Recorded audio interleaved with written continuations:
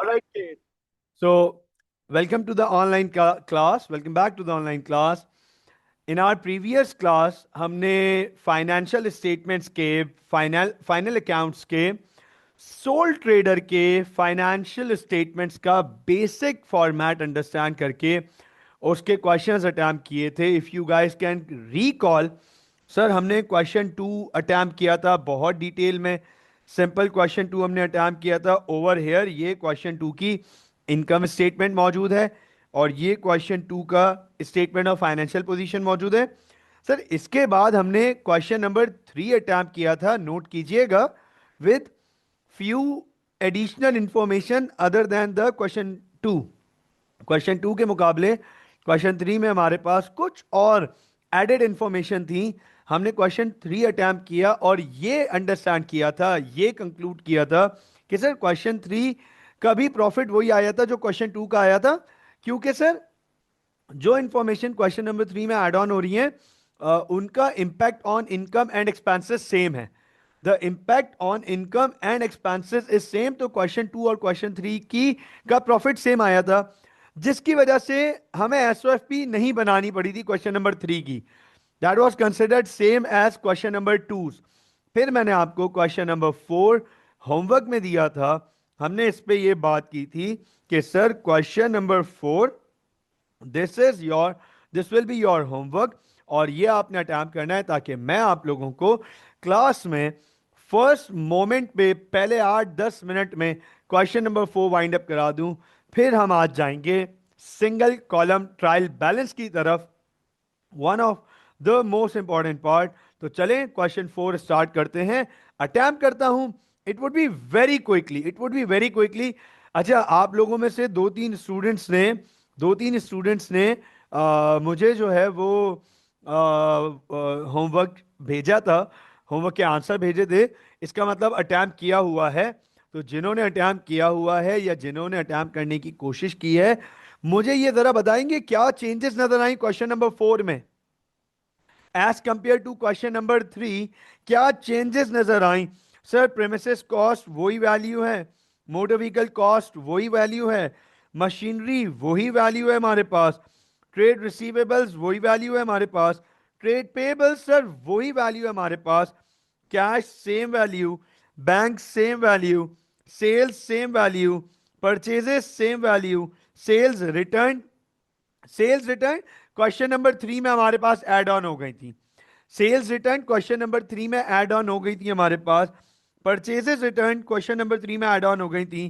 Carriage inwards और carriage outwards ये भी हमारे पास क्वेश्चन नंबर 3 में ऐड ऑन हो गई थी. अब हमें क्वेश्चन नंबर 3 और 4 का कंपैरिजन करना है. आमना बिल्कुल ठीक बेटे, बिल्कुल ठीक. सर हमारे पास डिस्काउंट अलाउड एड ऑन हो रहा है, हमारे पास डिस्काउंट अलाउड एड ऑन हो रहा है, हमारे पास डिस्काउंट रिसीव्ड एड ऑन हो रहा है इस क्वेश्चन में. तो अब आज आप लोगों के सामने डिस्काउंट अलाउड और डिस्काउंट रिसीव्ड की भी इंफॉर्मेशन एड ऑन हो रही है. तो आप वो भी देखेंगे कि what what happens when we have discount allowed and discount received in the trial balance. हम इसको कैसे एडजस्ट करेंगे? फिर हमारे पास इन्वेंट्री सेम वैल्यू है, वेजेस सेम वैल्यू है. रेंट को आप गौर से देखिएगा, मैं आप लोगों के सामने रेंट की एक अपडेट दे रहा हूं, फोकस कीजिएगा, गौर से देखिएगा. मुझे ये बताएं जरा, ये रहा क्वेश्चन नंबर 3, ये हमने लास्ट क्लास में अटैम्प्ट किया है और परेशानी वाली बात नहीं है. ये रहा क्वेश्चन नंबर 3 की आईएस, ये रही क्वेश्चन नंबर 3 की इनकम स्टेटमेंट आपके सामने.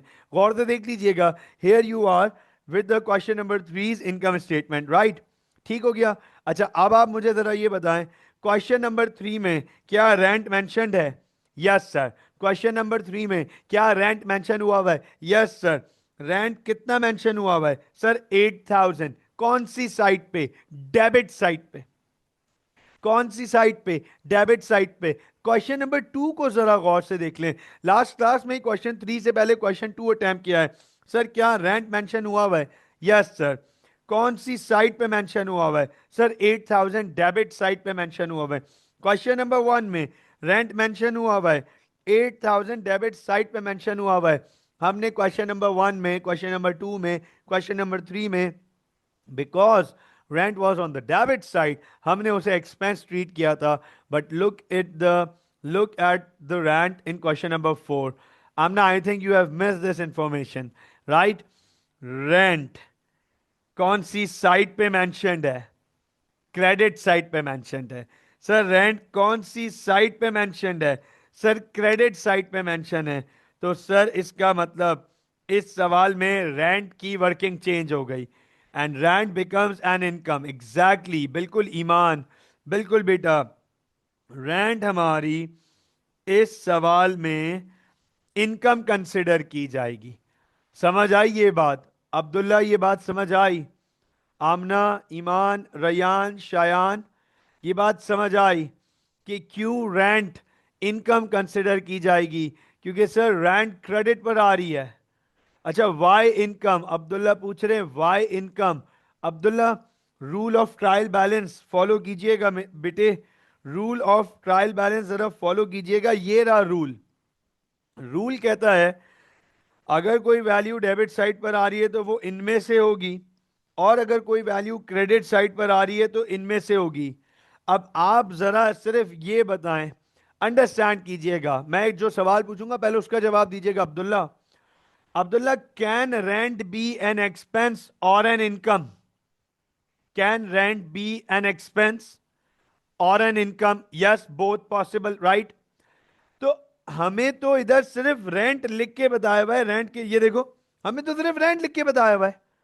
सवाल यही आया था ना, how do we know, how will we know कि सर ये रेंट क्या है?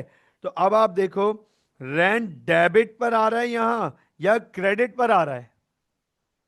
रेंट की वैल्यू यहां ट्रायल बैलेंस के डेबिट पर आ रही है या क्रेडिट पर आ रही है?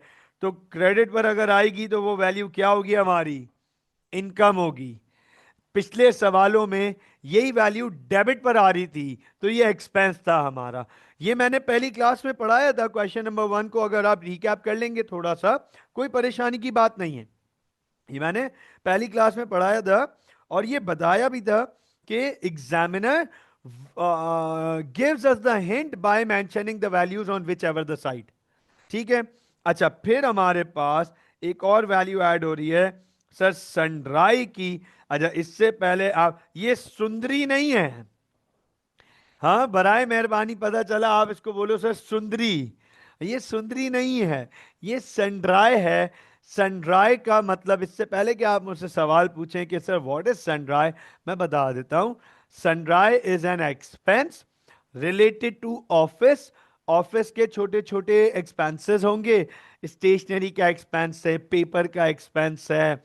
तो उन छोटे छोटे सारे एक्सपेंसेस को हम सनड्राई के नाम से रिकॉर्ड कर सकते हैं। छोटे छोटे एक्सपेंसेस के, ऑफिस के छोटे छोटे एक्सपेंसेस को क्लब कर दिया तो उसे हम सनड्राई के नाम से लिख सकते हैं। सनड्राई इज एन एक्सपेंस। ठीक हो गया। फिर हीट एंड लाइट वही वैल्यू है, ड्राइंग्स वही वैल्यू है, और कैपिटल भी वही वैल्यू है, सेम। इसका मतलब सर टोटल चार चीजों में इंफॉर्मेशन, टोटल चार इंफॉर्मेशन में चेंजेस आ रही हैं। डिस्काउंट अलाउड सामने आ रहा है, डिस्काउंट रिसीव सामने आ रहा है, रेंट इनकम सामने आ रही है, और अंडरस्टैंड कीजिएगा सनड्राई जो है वो एक्सपेंस सामने आ रहा है।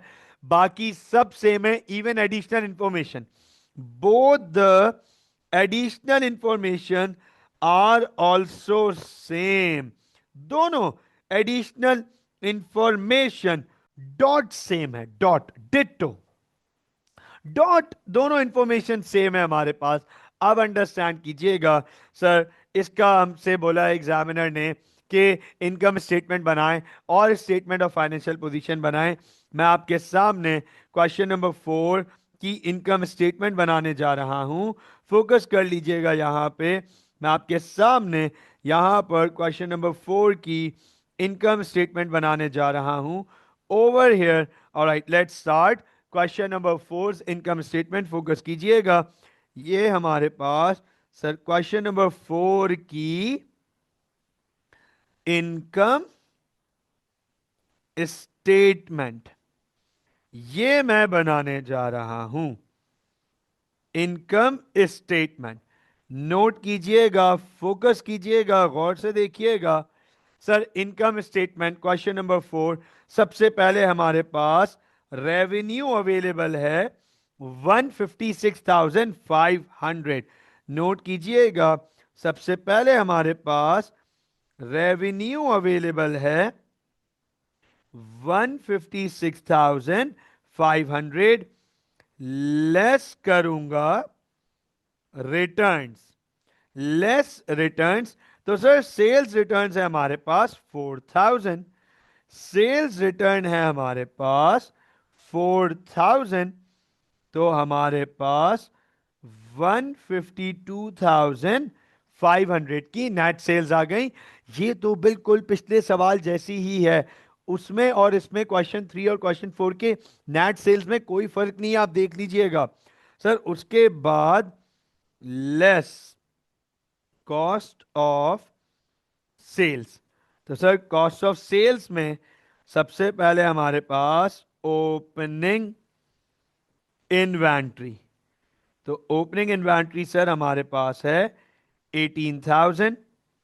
हम ऐड करेंगे परचेजेस, सर परचेजेस 45,000, ऐड करेंगे कैरेज इनवर्ड्स, ये रहा कैरेज इनवर्ड्स हमारे पास 3,000, लेस करेंगे परचेज रिटर्न्स 12,000, लेस करेंगे unrecorded goods drawings over here, ये रही अनरिकॉर्डेड गुड्स ड्राइंग्स हमारे पास 5,000 की। ओनर ने साल के दौरान, अगर आपको रिकॉल कर लो वो इंफॉर्मेशन, ये सेम इंफॉर्मेशन हमने क्वेश्चन नंबर 2 में भी अटैम्प्ट की और क्वेश्चन नंबर 3 में भी अटैम्प्ट की थी, वही इंफॉर्मेशन हमारे पास क्वेश्चन नंबर 4 में भी कंटिन्यू हो रही है कि साल के दौरान ओनर ने दो चीजें निकाली हैं बिजनेस से, एक कैश निकाला है 1,500 और एक गुड्स निकाले हैं 5,000। दोनों ड्राइंग्स हैं, they both are drawings, drawings बढ़ रही हैं और कैश कम हो रहा है और परचेजेस कम हो रही हैं। तो सर परचेजेस कम हो रही हैं 5,000, ये हमारे पास कॉस्ट ऑफ सेल्स आ जाएगी, इससे हमारे पास कॉस्ट ऑफ सेल्स आ जाएंगी। नोट कीजिएगा सर, अच्छा ओपनिंग 22,000 है, मुझे याद नहीं पड़ रहा, I am sorry, wait wait wait wait wait, opening 22,000 है, okay thank you Iman, thank you बेटा, बिल्कुल ओपनिंग 22 है, क्लोजिंग 18,000 है, मैंने गलती से क्लोजिंग वाली वैल्यू ओपनिंग में लिख दी। ऑल राइट, ओपनिंग 22,000 है, thank you Iman for correcting. ऐसा लग रहा है सिर्फ ईमान जाग रही है इस वक्त, ऐसा लग रहा है सिर्फ, हाँ ईमान और अब अब्दुल्ला आए हैं 18,000 क्लोजिंग इन्वेंट्री का बताने के लिए। अब्दुल्ला यू आर लेट, ठीक है चलें, बस it's still thank you for updating me with this thing. Less closing inventory that is 18,000। तो अब आप जरा गौर से देखें, नोट कीजिएगा sir, 22,000 plus 45,000 plus 3,000 minus 12,000 minus 5,000 minus 18,000, sir 35,000, cost of sales आ गई 35,000। नोट कीजिएगा 117,500, ये आ गया ग्रॉस प्रॉफिट, ये आ गया ग्रॉस प्रॉफिट। अच्छा गौर से देखिएगा, नोट कीजिएगा, इसका ग्रॉस प्रॉफिट देख लो, इसकी कॉस्ट ऑफ सेल्स देख लो और इसका रेवेन्यू देख लो। एक दफा गौर से देख लो, रेवेन्यू मतलब नेट सेल्स, ये रही नेट सेल्स, ये रही कॉस्ट ऑफ सेल्स और ये रहा ग्रॉस प्रॉफिट। और अब इसको देख लो, और अब इसको देख लो, सर सेम है, सेम है, क्योंकि यहां तक इंफॉर्मेशन सेम है। अब जरा मुझे ये बताएं, क्या ग्रॉस प्रॉफिट के बाद हम ऐड अदर इनकम करते हैं? क्या ग्रॉस प्रॉफिट के बाद फॉर्मेट के थ्रू हम ऐड अदर इनकम करते हैं? अब अंडरस्टैंड कीजिएगा, यस सर करते हैं, लेकिन सर आपने पिछले सवालों में क्यों नहीं की थी? आपने क्वेश्चन 3 में कोई ऐड अदर इनकम नहीं की हुई है, देखें सर आपने क्वेश्चन 2 में भी कोई अदर इनकम ऐड नहीं की हुई, तो अंडरस्टैंड कीजिएगा उन सवालों में हमारे पास कोई अदर इनकम थी ही नहीं। उन सवालों में हमारे पास कोई अदर इनकम थी ही नहीं। अब मैं आपसे पूछ रहा हूं, क्या यहां कोई अदर इनकम नजर आ रही है? यस सर, दो अदर इनकम है। आमना बिल्कुल ठीक बेटा, बिल्कुल ठीक, दो अदर इनकम है हमारे पास, दो अदर इनकम है। अब्दुल्ला पिटाई हो जाएगी, अब्दुल्ला स्क्रीन में से पिटाई हो जाएगी, मैं बता रहा हूं जूम पे। काश ये जूम पे ऑप्शन हो पीटने वाला। अब्दुल्ला मार खाओगे। ट्रेड रिसीवेबल अदर इनकम है क्या? ट्रेड रिसीवेबल तो करंट एसेट है, कितनी दफा पढ़ाया ये। ट्रेड रिसीवेबल करंट एसेट हैं, ट्रेड रिसीवेबल करंट एसेट हैं, उन्हें बेच दिए हैं गुड्स। अब्दुल्ला सुन लो, कोई बात नहीं, सॉरी करने की कोई जरूरत नहीं है, कोई गलती हो गई, मिस्टेक हो गई, अच्छा हुआ आपका कॉन्सेप्ट क्लियर होगा, बाकी सबका भी कॉन्सेप्ट क्लियर होगा, ठीक है ना? अब अंडरस्टैंड करना, ट्रेड रिसीवेबल करंट एसेट हैं, उन्हें गुड्स बेचे हैं, उधार पे बेचे हैं, वो सेल्स में इंक्लूड हो चुके हैं, ये रही सेल्स, उसमें इंक्लूडेड है उस इनकम में। ठीक हो गया बेटा, बिल्कुल ठीक। Discount received and rent income, दो इनकम है हमारे पास, ये नहीं सर, दो इनकम है हमारे पास, एक डिस्काउंट रिसीव्ड और एक रेंट इनकम, एक डिस्काउंट रिसीव्ड और एक रेंट इनकम, तो ये दो इनकम्स है हमारे पास। नोट कीजिएगा, डिस्काउंट रिसीव भी 8,000 है और रेंट इनकम भी 8,000 है।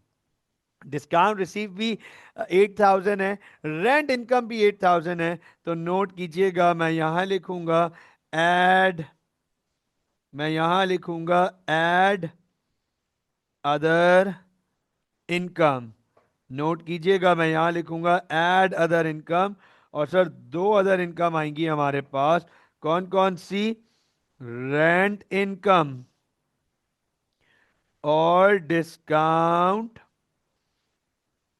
रिसीव्ड, और ये दोनों 8,000 8,000 है, ये लीजिए 16,133,500, तो ये हमारे पास ग्रॉस प्रॉफिट में ऐड अदर इनकम हो गई। अब सर हमें लेस करना है एक्सपेंसेस, तो नोट कीजिएगा गाइस, फोकस कीजिएगा sir, top to bottom, top to bottom. सबसे पहला एक्सपेंस कैरेज आउटवर्ड्स 5,000, सबसे पहला एक्सपेंस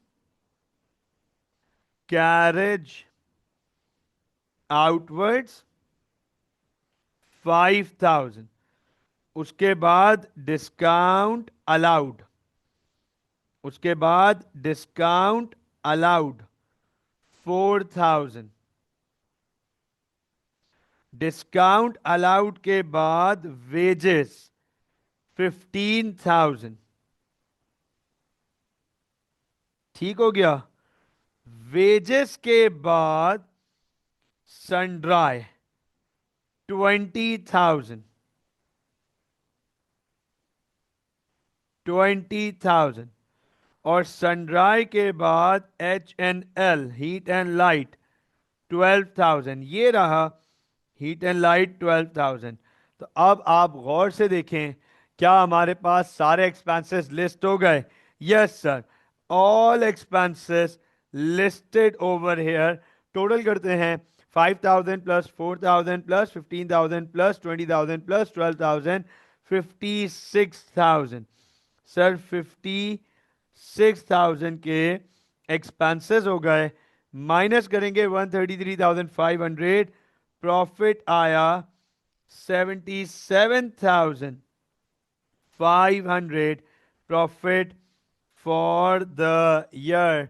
मैजिक देखिएगा, profit for the year 77,500 for question number 4, same profit as question number 3 and question number 2। तो मजे की बात यहां पे भी बिल्कुल वही हुआ, क्वेश्चन नंबर 4 में भी वही हुआ हमारे साथ, कि जितने से हमारी इनकम पे फर्क आया, उतने से ही हमारे बिजनेस के एक्सपेंसेस पे फर्क आ गया सर, जिसकी वजह से हमारे प्रॉफिट पे कोई फर्क नहीं पड़ा। अब अंडरस्टैंड कीजिएगा, इसकी स्टेटमेंट ऑफ फाइनेंशियल पोजीशन बिल्कुल डॉट वही रहेगी जो क्वेश्चन नंबर 2B की रही थी। मैं आपको एक दफा क्रॉस चेक करा देता हूं। ये रही हमारे पास स्टेटमेंट ऑफ फाइनेंशियल पोजीशन। आप सर डिस्काउंट अलाउड एक्सपेंस नहीं कंसिडर होगा। अब्दुल्ला हमने लिखा है, ये रहा बेटा अब्दुल्ला, आप देखें ये रहा डिस्काउंट अलाउड, ये रहा डिस्काउंट अलाउड 4000 हमने लिखा है। कैरेज आउटवर्ड्स, उसके नीचे डिस्काउंट अलाउड, फिर वेजेस, फिर सनड्राई, फिर हीट एंड लाइट। ठीक है। अच्छा अब जरा नोट कीजिएगा, सब लोग गौर से देखिएगा। ये रही हमारे पास क्वेश्चन नंबर 2B की स्टेटमेंट ऑफ फाइनेंशियल पोजीशन, जो कि मैं कह रहा हूं कि क्वेश्चन नंबर 4 की भी यही सेम एज इट इज रहेगी। नोट कर लीजिएगा। Premises 40,000, motor vehicle 18,000, machinery 35,000। हो गई ये तीन non current asset. Cash 21,000 minus 1,500, 21,000 minus 1,500 unrecorded cash drawings. उसके बाद बैंक 11,500, ट्रेड रिसीवेबल्स 14,000, उसके बाद closing inventory 18,000, same values. Opening capital 100,000, profit वो तो 77,500 ही है। Drawings recorded 25,000, unrecorded 1,500 and 5,000। तो ये देखिए 25,000 रिकॉर्डेड, 1,500 एंड 5,000 अनरिकॉर्डेड, 31,500 ये आ गया।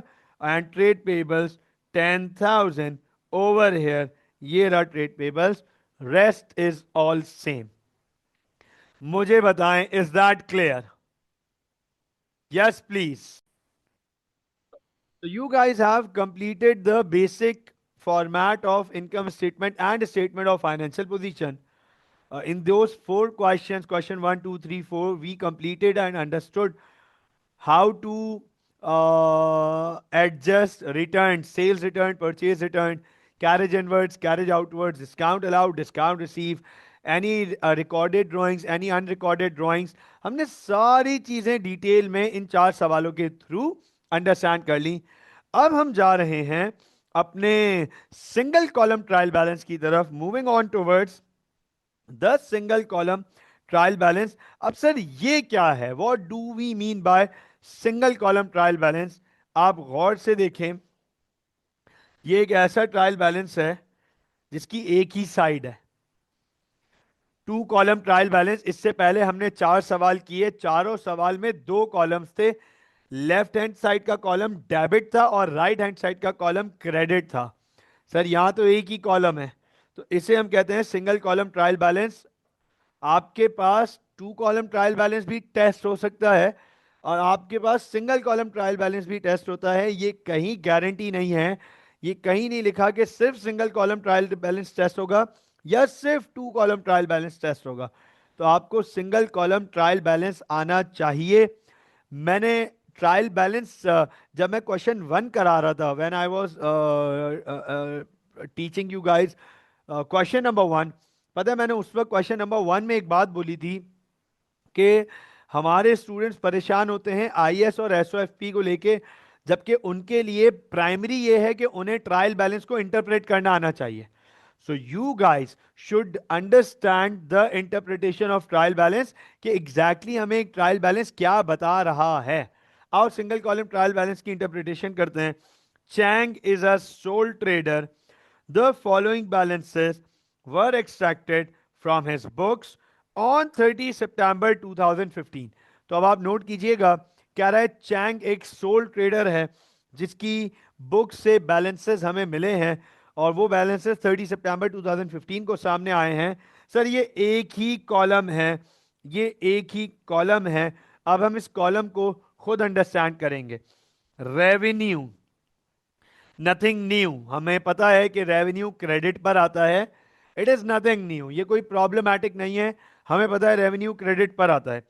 उसके बाद परचेजेस, हमें पता है सर परचेजेस डेबिट पर आती हैं। हमने इससे पहले रेवेन्यू भी पढ़ा हुआ है, इससे पहले परचेजेस भी पढ़ा हुआ है। सो फार अभी तक हमारे लिए कोई अलार्मिंग चीज नहीं है।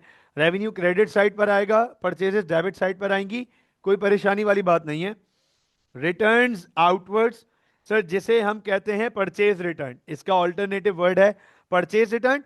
ये भी हमने पढ़ा हुआ है, हमने क्वेश्चन नंबर 3 और क्वेश्चन नंबर 4 में परचेज रिटर्न भी पढ़ा। तो परचेज रिटर्न हमें पता है कि सर क्रेडिट साइड पर आती हैं, कोई परेशानी वाली बात नहीं है। वेजेस एंड सैलरीज, सर ये तो पता है क्लियरली ये एक्सपेंस है, ये तो बहुत क्लियरली पता है कि ये एक्सपेंस है, ये डेबिट साइड पर आता है हमारे पास। मोटर व्हीकल एक्सपेंसेस, सर नाम से ही पता चल रहा है, खुद नाम से बता रहा है, अपने आप को खुद नाम से बता रहा है कि मैं एक्सपेंस हूं, डेबिट साइड पर आएगा। उसके बाद कमीशन रिसीवेबल, अच्छा अब इस पे मैं डिटेल में बात करूंगा, इस पे मैं डिटेल में बात करूंगा। अब्दुल्ला, आमना, ईमान, Rayyan, समील, Shayan, give me a thumbs up if you guys are there with me right now. Give me a thumbs up if you guys are there with me right now. Perfect, perfect, perfect. All right, all right. अब मेरी बात बहुत गौर से सुनिएगा, मेरी बात बहुत गौर से सुनिएगा। लिखा हुआ है कमीशन रिसीवेबल, रिसीवेबल, रिसीवेबल का लिटरल मीनिंग, बजाहिर लिटरल मीनिंग अगर मैं इंग्लिश निकालूं, इंग्लिश में रिसीवेबल आइडेंटिफाई करने की कोशिश करूं, मैं अभी गूगल पे जाऊं या डिक्शनरी ओपन करूं और वहां पे लिखूं रिसीवेबल मीनिंग, तो अंडरस्टैंड कर लेना मतलब आएगा मिलना बाकी है, yet to be received, yet to be received.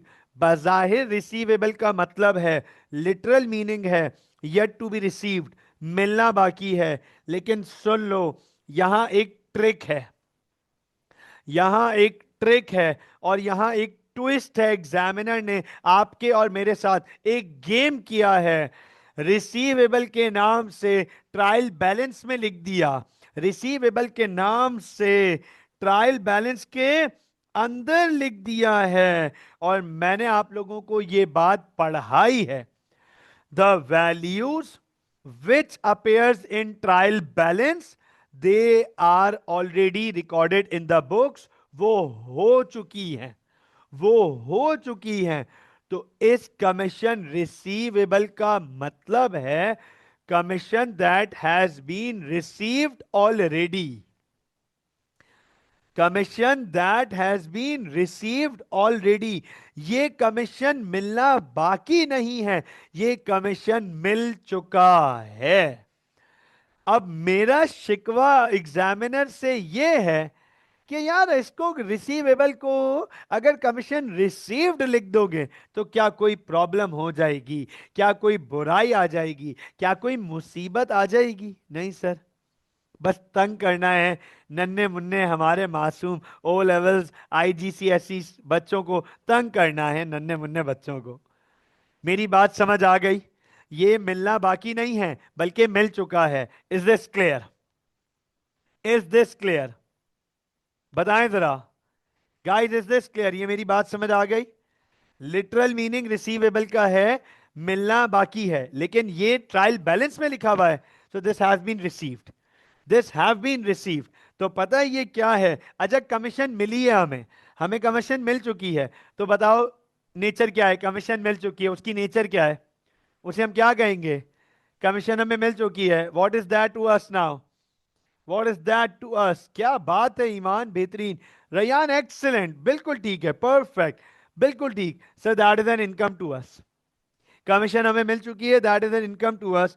Note कीजिएगा समील, अब्दुल्ला, यहां देखिएगा, this is an income to us 12,500, this is an income to us, ये हमारे लिए इनकम है। Is this clear? Is this clear? ठीक हो गया। अब अच्छा अब ये बताओ जरा, रेंट अंडरस्टैंड करना अब्दुल्ला, मैं खास तौर पे आपसे सवाल पूछूंगा क्योंकि आपने पिछले सवाल में इसका क्वेश्चन रेस किया था। आपने पिछले सवाल में मुझसे पूछा था कि सर रेंट इनकम क्यों है उस सवाल में, तो मैंने आपसे बड़ा क्लियरली बताया कि why rent is an income in question number 4, why rent is an income in question number 4? Because rent की वैल्यू क्रेडिट साइड पर आ रही है, बिकॉज रेंट की वैल्यू क्रेडिट साइड पर आ रही है। अब अंडरस्टैंड कीजिएगा। तो आपने बोला सर अच्छा अगर ये वैल्यू डेबिट पर आ रही होती, तो मैंने कहा देखो भाई ऊपर क्वेश्चन नंबर 3 में रेंट डेबिट पर तो आ रहा था, तो क्योंकि रेंट डेबिट पर आ रहा था हमने उसे एक्सपेंस ट्रीट किया था, क्रेडिट पर आ रहा था तो इनकम ट्रीट किया था। अब जरा बताओ यहां क्या है? वो यहां तो सर टू कॉलम तो है नहीं अब्दुल्ला, यहां तो दो कॉलम नहीं है, यहां तो सिंगल कॉलम है। तो सर यहां कैसे पता चलेगा कि ये डेबिट पर है या क्रेडिट पर है? अब अंडरस्टैंड कीजिएगा मेरी बात को। I hope that my question is clear to all of you.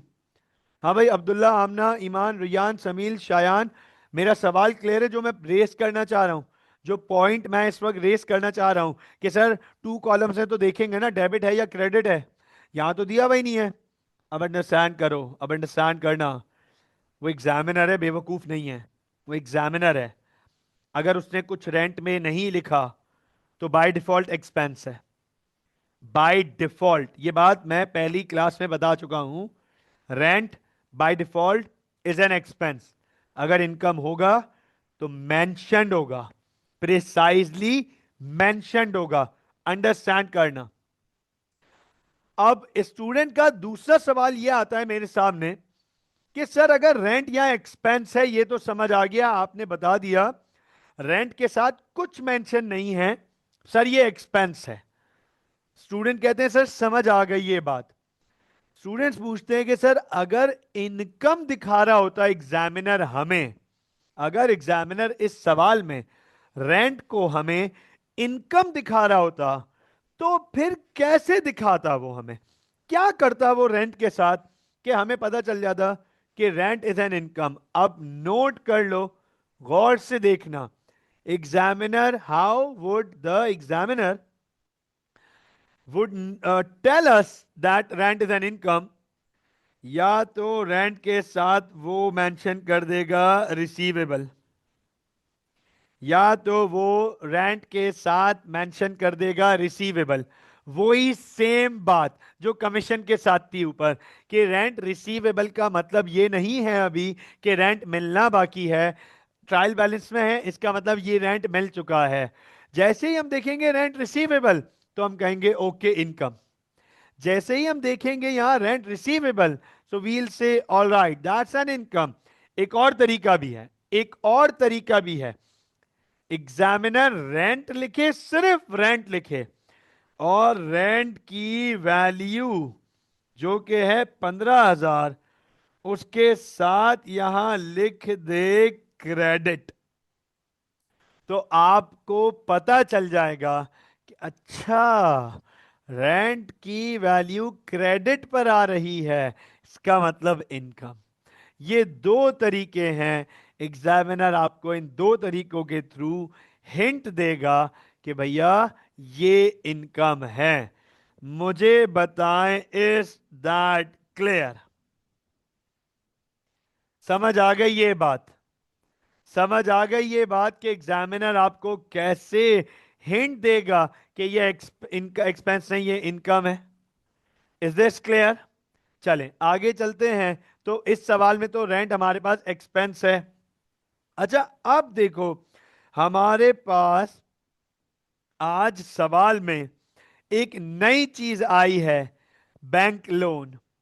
Bank loan note करना, लिखा हुआ है रीपेएबल 30 जून 2019।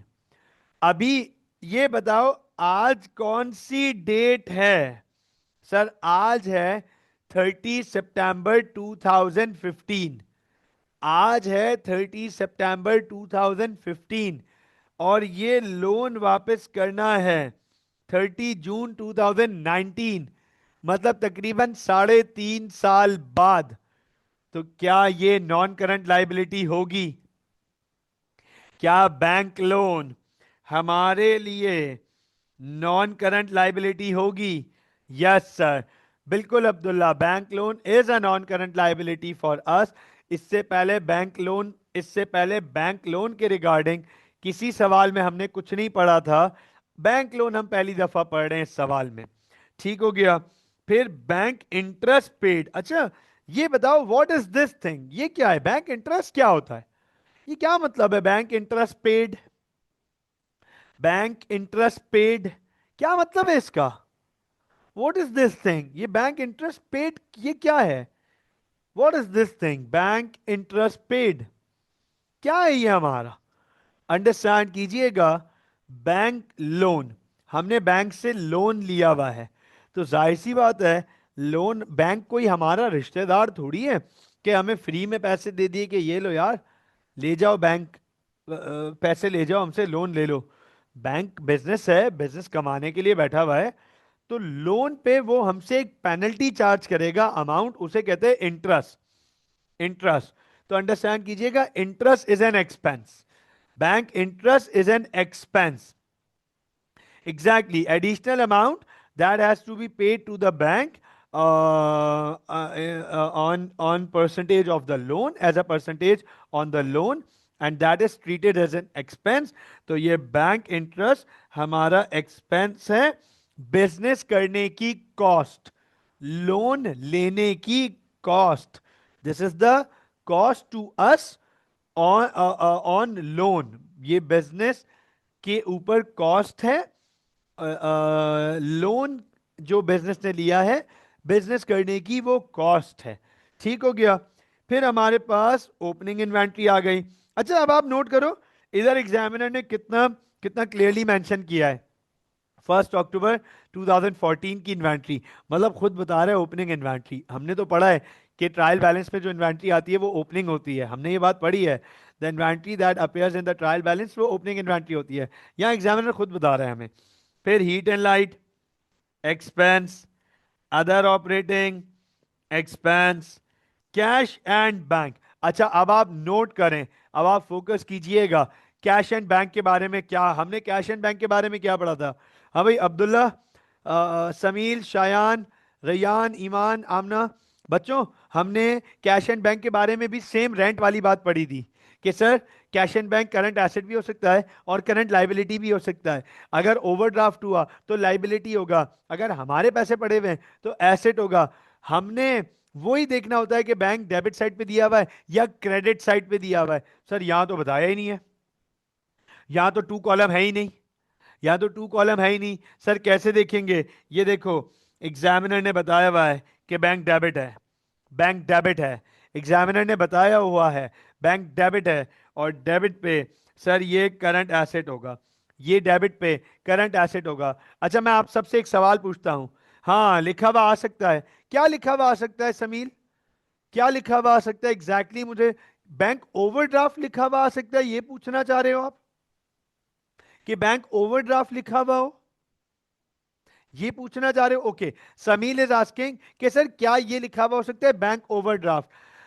हो सकता है लेकिन आज तक हुआ नहीं है। हो सकता है, मैं डिनाई नहीं कर रहा, मैं डिनाई नहीं कर रहा, पॉसिबल है, बिल्कुल हो सकता है, अंडरस्टैंड कीजिएगा, लेकिन आज तक ऐसा सवाल देखा नहीं है, हुआ नहीं है कि जहां ये लिखा हुआ हो कि बैंक ओवरड्राफ्ट। एग्जामिनर समील, समील बेटे, एग्जामिनर इसके थ्रू बताता है हमें कि बैंक डेबिट है तो करंट एसेट, बैंक क्रेडिट है तो current liability, bank overdraft. Is this clear guys? Is this clear? बाकी लोगों को ये क्लैरिटी है? बाकी लोगों को भी क्लैरिटी हो गई? अब आप नोट कीजिएगा, then we have trade payables, then we have trade receivables, then we have capital, हमें सबको पता है ये ओपनिंग कैपिटल है, हमें सबको पता है ये ओपनिंग कैपिटल है। देन वी हैव ड्राइंग्स, हमें सबको पता है कि ये ऑलरेडी रिकॉर्डेड ड्राइंग्स हैं, ये नोट कीजिएगा, opening capital and already recorded drawings, ये लीजिए, ऑलरेडी रिकॉर्डेड ड्राइंग्स। ठीक हो गया। और फिर मोटर व्हीकल्स ब्रैकेट में cost and fixtures and fittings bracket में कॉस्ट। तो अब अगर मैं आपके सामने पूरे ट्रायल बैलेंस को, sir bank non current asset तो नहीं हो ही नहीं सकता, ईमान पॉसिबल ही नहीं। अच्छा ईमान का एक सवाल आया, मैं इस पे जवाब देना चाहूंगा। ऑलराइट गाइस, तो ये मोटर व्हीकल्स और फिक्सचर एंड फिटिंग्स हमारे पास, ये दोनों नॉन करंट एसेट्स आ गए। फोकस कीजिएगा, ये दोनों हमारे पास नॉन करंट एसेट्स आ गए। अब आप गौर से देखें, अगर मैं इस ट्रायल बैलेंस को थोड़ा सा डिटेल में इंटरप्रेट कर दूं, सर ये रिटर्न आउटवर्ड्स, ये है परचेज रिटर्न, ठीक है।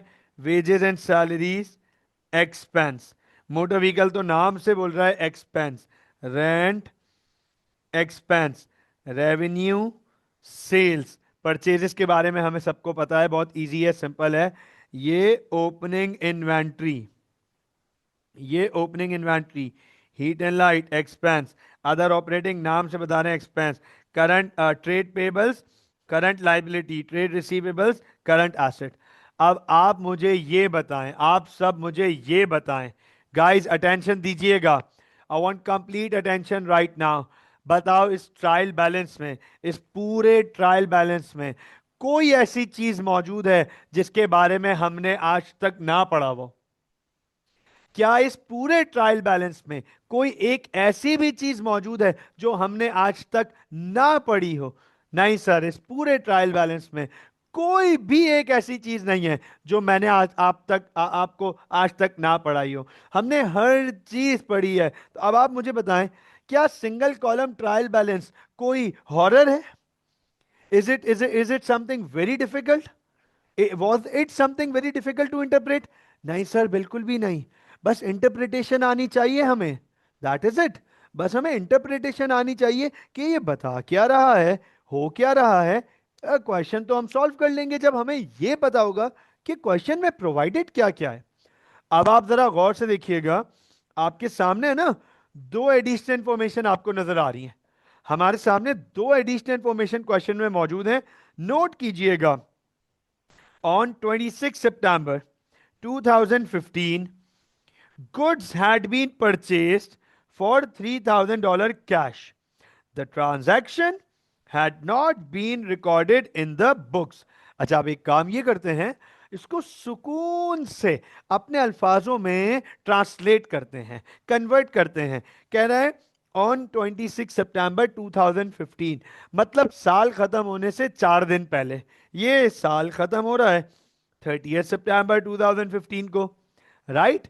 जो भी ये ओनर है, चैंग, चैंग ओनर है ना, ये रहा चैंग ओनर है, सोल ट्रेडर है। इसका साल एंड हो रहा है 30 सितंबर 2015 को। 26 सितंबर 2015, साल खत्म होने से 4 दिन पहले, चैंग ने गुड्स खरीदे। Goods had been purchase, note कीजिएगा, goods had been purchase. Owner ने गुड्स खरीदे। कैसे खरीदे? कैश के थ्रू खरीदे, $3,000। कैश के थ्रू खरीदे, $3,000। अच्छा, अब आप मुझे ये बताओ, गुड्स खरीदने को क्या कहते हैं हम? गुड्स खरीदने को गाइस क्या कहते हैं हम? वॉट डू वी से व्हेन वी बाय गुड्स? क्या कहते हैं उसे? गुड्स खरीदने को क्या कहते हैं हम? अब्दुल्ला बिल्कुल ठीक, बिल्कुल ठीक, बिल्कुल ठीक। समील बिल्कुल ठीक, ईमान बिल्कुल ठीक, आमना बिल्कुल ठीक बेटा, बिल्कुल ठीक, शायान बिल्कुल ठीक। परचेजेस, परचेजेस कहते हैं। ये बताओ, क्या ओनर यहां गुड्स खरीद रहा है, परचेजेस कर रहा है? क्या यहां ओनर परचेजेस कर रहा है? अच्छा, परचेजेस की सोर्स क्या है, कैसे कर रहा है परचेजेस? परचेजेस की सोर्स क्या है, कैसे कर रहा है परचेजेस?